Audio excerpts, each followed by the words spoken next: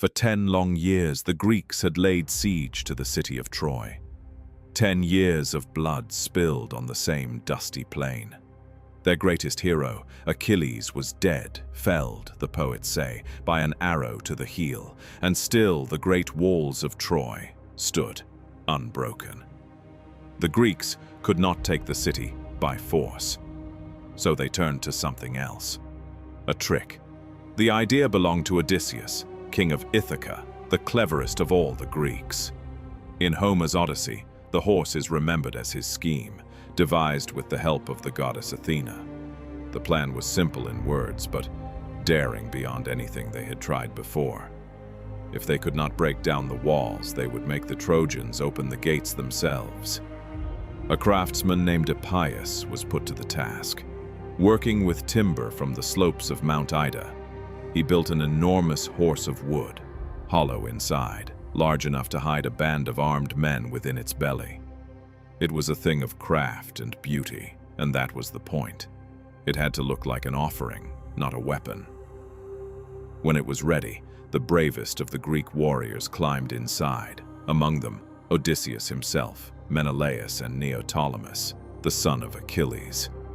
The ancient sources disagree on exactly how many men hid in the horse, but all agree they were the finest fighters in the army, sealed in darkness, waiting. Then at dawn, the Trojans woke to a strange silence. The Greek camp was gone. The tents were burned, the beach was empty, and the 1,000 ships had vanished over the horizon. After 10 years, the enemy had simply left. All that remained was the towering wooden horse, standing alone before the gates. But the Greeks had not sailed home. They had only sailed out of sight, anchoring their fleet behind the nearby island of Tenedos, waiting for night to fall. And they had left one man behind, a soldier named Sinon, with a story to tell. Sinon let himself be captured. Brought before the Trojans, he wept and claimed the Greeks had abandoned him, meaning to sacrifice him to the gods for a safe voyage home. The horse, he said, was an offering to the goddess Athena, built so vast on purpose so that the Trojans could never drag it inside their walls. For if they ever did, the prophecy went, Troy would become unconquerable. It was a lie shaped perfectly to Trojan pride. Tell a people they cannot have a thing, and they will want it all the more. Not everyone believed him. The priest Laocoön saw the danger at once. He hurled his spear into the horse's flank, and in Virgil's telling, warned his people with words that have echoed for 2,000 years. Beware of Greeks, even when they bring gifts. And the princess Cassandra, daughter of King Priam, cried out that the horse would bring ruin.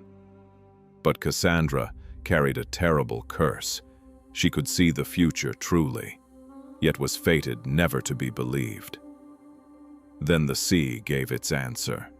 2 great serpents rose from the waves and coiled around Laocoön and his 2 sons, crushing them before the eyes of the crowd. To the Trojans, the meaning was clear. The priest had offended the gods by striking a sacred offering. His warning died with him, and so the Trojans made their fatal choice. They tore open a section of their own mighty walls, the walls that had protected them for 10 years, to bring the horse inside the city. They crowned it with flowers. They sang and danced and feasted, certain at last that the long war was won. Night fell on a city drunk with joy, and in the darkness, Sinon crept to the horse and opened it. One by one, the warriors climbed down into the sleeping streets of Troy.